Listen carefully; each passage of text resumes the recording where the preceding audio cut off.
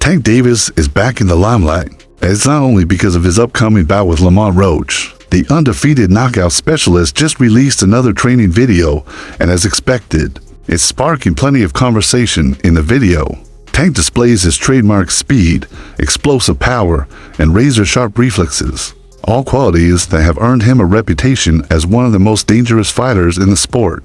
However, this time, the buzz isn't just coming from fans. Rolly Romero, a former opponent of Tank and the WBA super lightweight champion, has quite a bit to say about the potential matchup asterisk. See who it is. Yeah. Come on, who is the dude? Who is the dude? Romero recently sat down with Fight Hype to give his take, and if you're familiar with him, you know he doesn't mince words.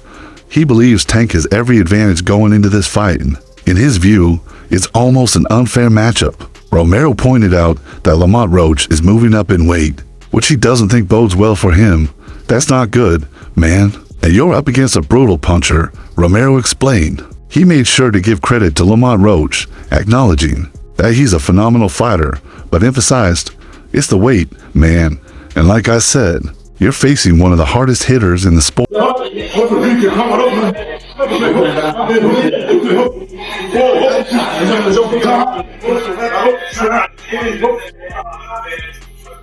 Romero makes a valid point.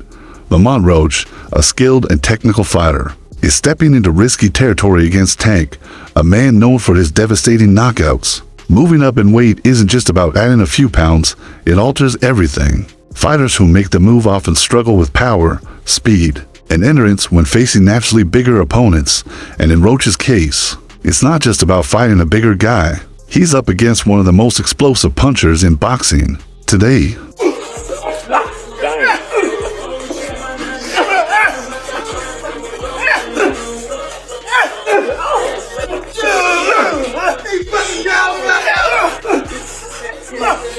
When Rolly was asked if Roach had any chance of pulling off an upset, he gave a direct answer, no. He explained that Tank has more experience, more power, and the weight advantage everything is in Tank's favor. He said, you might argue that maybe this guy is a better boxer, but he's not a better boxer than Tank. He's not a bigger puncher. He's not bigger than Tank, and moving up in weight might slow him down. No way whatsoever. No, just too much experience, too much power, too much big weight.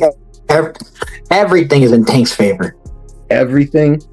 Wow. Yeah. Tank's latest training video only confirmed what Rolly was saying. In the footage, Tank looked sharp, fast, and dangerous. His combinations were crisp, his footwork flawless, and the power in his shots was intimidating. Fans have seen Tank train before, but this video had a different energy. He looked locked in, ready to make a statement.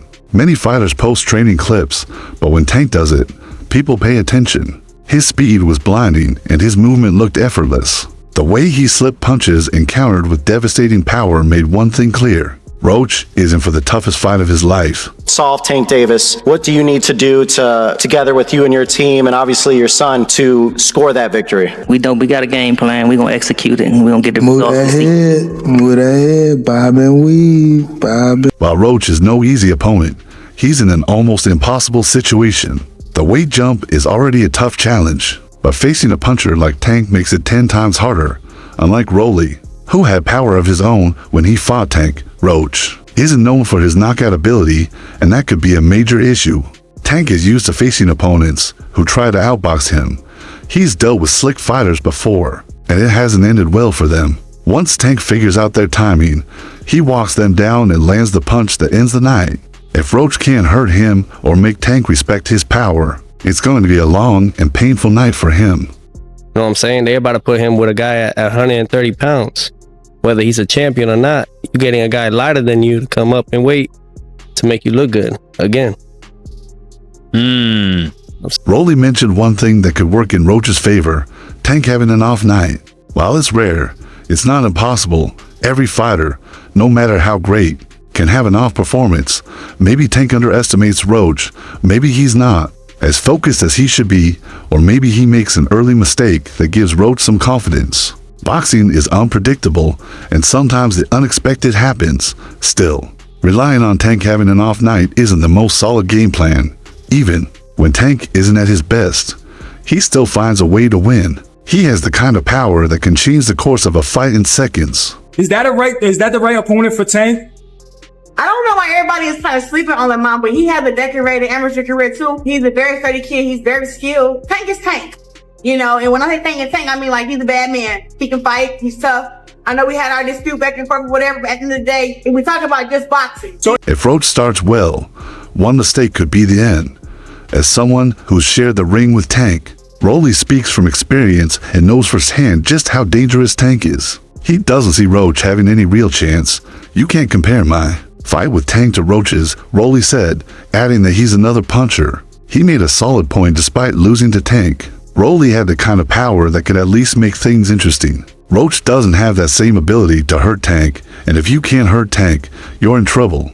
Paulie Malignaggi also didn't hold back when he went after Tank Davis, calling him out for weak opposition and claiming he's hurting the sport just to fatten his pockets. Malignaggi believes Tank is being overpaid without proving himself against real Hall of Fame level opponents. And now he's talking retirement after avoiding the toughest names in the division. Malignaggi pointed out that while Tank is built a solid record that looks great on paper, it lacks true substance. He listed Tank's best wins Ryan Garcia with weight stipulations, Frank Martin, Jose Pedraza, Isaac Cruz, Rolly Romero, and Leo Santa Cruz, and questioned if any of them truly tested him at an elite level. The former fighter-turned-analyst didn't mince words when he said that Tank's handlers are making easy money by keeping him away from dangerous fights. According to Malignaggi, there's no need to manufacture a star if the fighter is truly great. He also criticized the decision to put Lamont Roach in with Tank, saying that Roach moving up in weight to face an established pay-per-view attraction is just another example of poor matchmaking. This is a pattern with Tank's career taking fights that look competitive on the surface, but are ultimately predictable, he said. Paulie also questioned Tank's sudden talk of retirement, saying it makes no sense when he hasn't faced any real threats. Tank's retirement talk, Malignaggi believes, isn't about feeling satisfied with his career, but about avoiding the hungry, dangerous names that are now circling him. And I mean, it's going to go, Tank going to be losing the first 3 rounds, then he's going to download the data, then he going to knock this dude out in round 7 or 8, then he going to do the backflip, then Jim Gray's going to get in the ring, or Caleb Plant's wife, and say, who do you want next? And Tank's going to say, I want all those guys, and they're going to go to the press conference, and Elliot Setback's going to say. Fighters like Andy Cruz, Shaka Stevenson, Raymond Muratalla, Kesson Davis, and Edwin De Los Santos are all legitimate threats, and as the WBA 135-pound title holder, Tank can't ignore them forever. Malignaggi believes Tank knows the challenges ahead and is considering the easy way out before he's forced into a tough fight. The criticism didn't stop there. Malignaggi went further, suggesting that if he had faced the same opponents as Tank, he'd be undefeated too. He acknowledged Tank's power as impressive, but he questioned why fans haven't seen him face a truly elite opponent yet. Malignaggi accused Tank of carefully picking his opposition and called him spineless for never testing himself against a truly great fighter. What? I say 9th round. You said 9th? Yeah. What's your response to that, Lamont? Look, he got scared. Look, he looked at night. I'm telling you saying you going down in the 9th? This isn't the first time Malignaggi has criticized Tank's career, but his words are hitting harder now as the boxing world is starting to ask the same questions. Why hasn't Tank fought a top-tier opponent? Why are so many of his fights set up in his favor? And if he's truly great, why is he talking retirement when bigger fights are out there? Malignaggi's comments have sparked debate, with some fans agreeing. They pointed out that fighters like Shaka Stevenson and Devin Haney have taken riskier fights, while Tank has stuck to matchups that ensure his victory. Has been avoiding, in my opinion, the big fights. Lomachenko, Pitbull Cruz, Shakar Stevenson, Devin Haney was there. Tafima was there at one point. He finally fought Ryan, but Ryan, he was drained, and we saw how... Shaka Stevenson hasn't given up hope of fighting Tank Davis. Stevenson, the current WBC lightweight champion, is preparing for his next fight against Floyd Schofield on February 22nd. This will be his first fight with Matchroom Boxing since Leaving Top Rank, Stevenson has had a tricky period recently. He was originally set to fight Joe Cordina last year, but a broken hand forced the fight to be canceled. He then aimed for a showdown with his WBC mandatory, William Zepeda, but the Mexican fighter withdrew due to an injury. Big dog, stop playing all this bullshit, acting like you that dude. You that money dude for sure. But when it comes to like straight balls, you know what I'm saying? You got one dude that ran around in the ring the whole 12 rounds. You got another dude that run around all year from the hardest fucking fights. The ones that people want to see, they got. Shocker will now face the undefeated Schofield, who is looking to cause an upset in his first world title shot. Shocker knows that a win brings him closer to securing a unification bout. Against the WBA lightweight champion, Tank is set to face Lamont Roach Jr. next on March 1st and has stated he will retire this year, meaning there isn't much time left for that fight to happen. There have been conflicting narratives from both camps about the potential matchup. Davis has been one of the most dominant fighters in the sport, but many, including Stevenson, have questioned his willingness to face top competition. Shocker has always maintained that he would love to test himself against Tank, believing his defensive mastery and technical skills would pose serious problems. I just want to fight the best, and I think Tank is one of the best. If I get that fight, I'll prove that I'm the best fighter at lightweight, Stevenson said. Has there been any talks with Tank's team? They reached out, but we told them to come back with an offer. And as far as that, we ain't heard nothing since then. Me and him fighting each other, we'll seal the deal on the kings of that division, the kings of... Stevenson has often faced criticism for his fighting style, with some calling him too defensive and not exciting enough for casual fans. But he sees it differently. People say I don't take risks, but I control the fight. I don't get hit, and I make my opponents look bad. That's the point of boxing. If Tank thinks he can beat me, let's see if he can hit me, Stevenson said. His confidence in his skills is clear, and many in the boxing world believe that if anyone can neutralize Tank's power, it's Shocker. Eddie Hearn has made it clear that he's determined to put Stevenson in big fights. The plan for Shocker: Stevenson is Floyd Schofield, William Zepeda, and Tank Davis in 2025. That fight against Tank will be one of the biggest in the world. I think Tank's retirement talk is just to keep everybody guessing. You know, like we are, everybody's talking about it. It's a strategy I've used myself, and it's the strategy Fury is using at the moment, Hearn said. 7 more fights and I'm naming names. One of the guys, obviously, you and Shakur got into it on Twitter. You was like, you wanted them 6 or 7. Yeah, he's definitely one of them. For sure? Yeah, he's definitely one of them. Do you think that's going to be your hardest fight? Hell no. Nah? Wow. Because he a good boxer, nigga. Like, that's one way I look at y'all two as the best in the division. Tank's team, however, doesn't seem as enthusiastic about the fight. Despite showing some interest in facing Stevenson, Davis has downplayed Shocker's abilities, calling him boring and saying he doesn't bring any excitement to the sport. If I fight him, I knock him out. Ain't nobody worried about Shocker, Tank said. While Stevenson remains focused on Tank, there are other names that could be in his future if the Tank fight doesn't materialize. A move to 140 pounds is a possibility, with big fights against the likes of Teofimo Lopez, Ryan Garcia, and Devin Haney all on the table. Haney and Stevenson have exchanged words in the past, and many consider them two of the most skilled boxers of their generation. Stevenson knows that those fights could define his career. I'm ready for all of them, whether it's Tank, Haney, or Teofimo. I want to fight the best and show who I am, he said. Shakur, what have Shakur done? What have he done in the sport? He haven't done nothing. The young one is looking more better than him. Who that? The Keyshawn looking way more better than this.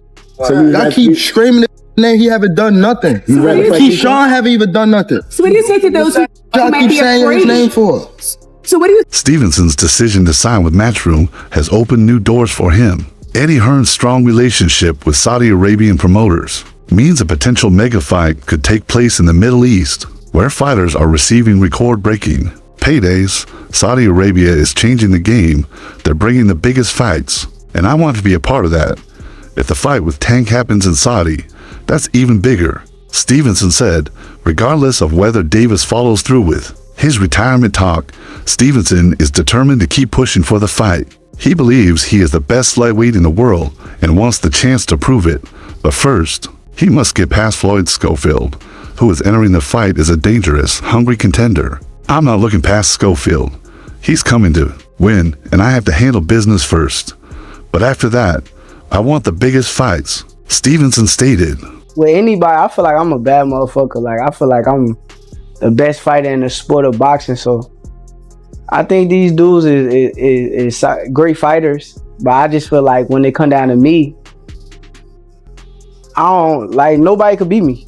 They all. Davis's critics, like Paulie Malignaggi, believe his retirement talk is simply a way to avoid fighters like Stevenson. You don't need to manufacture a star. You don't need to put Tank Davis with the guy that pumps my gas just to keep manufacturing a star. Malignaggi said, "When I hear Tank Davis say he's going to retire, that's because you made your money. But what did you really accomplish?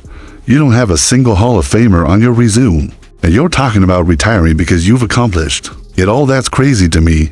Teofimo Lopez is also on the waiting list."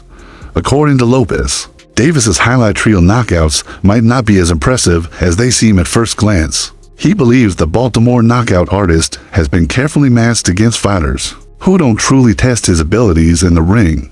Lopez, known for his explosive performances and willingness to face top-tier opposition, questions the legitimacy of Davis's knockout streak.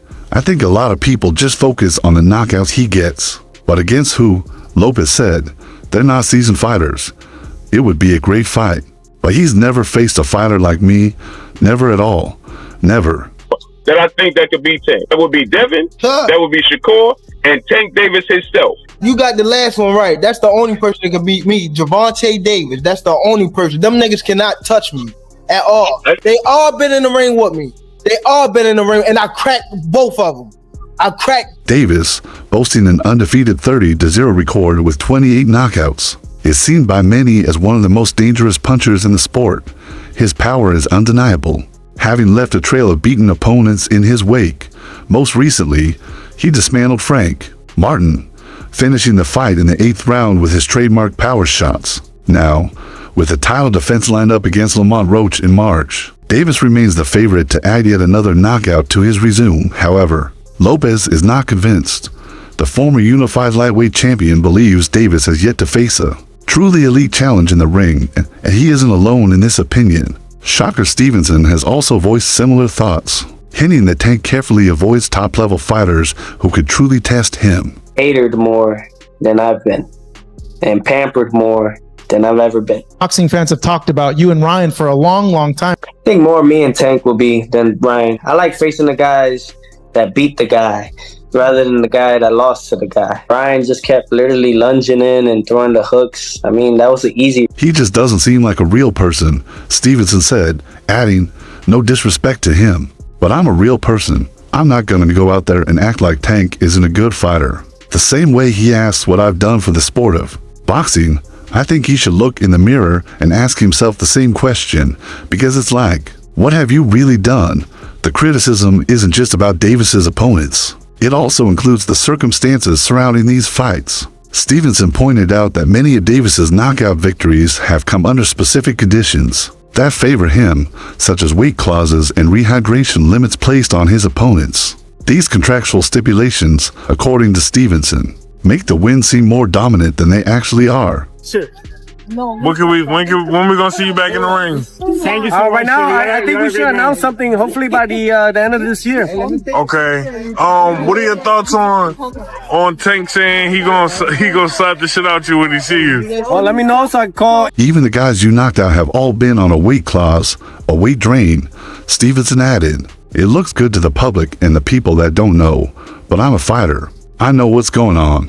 I know what you're doing. You're taking the less talented fighters and putting them in the ring with yourself, making them look like they're on your level, but they're not." This critique raises an interesting debate in boxing.